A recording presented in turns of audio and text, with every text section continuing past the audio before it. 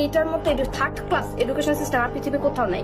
এই যে নতুন শিক্ষামন্ত্রী আসছে, হ্যাঁ মিলন, এ আসার পর থেকে যে অ্যানাউন্সমেন্ট গুলো মেক করতেছে, আমি খালি দেখতেছি যে সে বলে এক্সাম হল, টিচার রাখবে, গার্ড বাড়াবে, কিভাবে সেনাবাহিনী আনবে, 2-3 মিনিটে বেশি ওয়াশরুমে থাকা যাবে না, নকল আনা যাবে না, নকল হবে না, বাচ্চারা পড়তে হবে।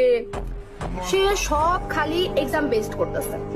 মানে মানে বুঝতে পারতেছেন, সে সব খালি এক্সাম বেস করতেছে। আমি তাহলে এখন পর্যন্ত বলতে শুনলাম না যে এডুকেশনের ক্লাস 9-10 বই এই চেঞ্জ আসবে, এই পড়াটা থাকবে, টপিকটা এরকম হবে, পোলাপাইন যেন আরো আরামসে পড়তে পারে। না, পোলাপাইন কেন চিট করে? তোমরা সব মুখস্থ বিদ্যা ঢুকাইছো পুরা, মানে সৃজনশীল মানুষ মুখস্থ করে যায়। আমি কখনো ক্রিয়েটিভ নিজে থেকে লেখা পাস করতে পারতাম না, ভালো মার্কই তুলতে পারতাম না বাংলায়।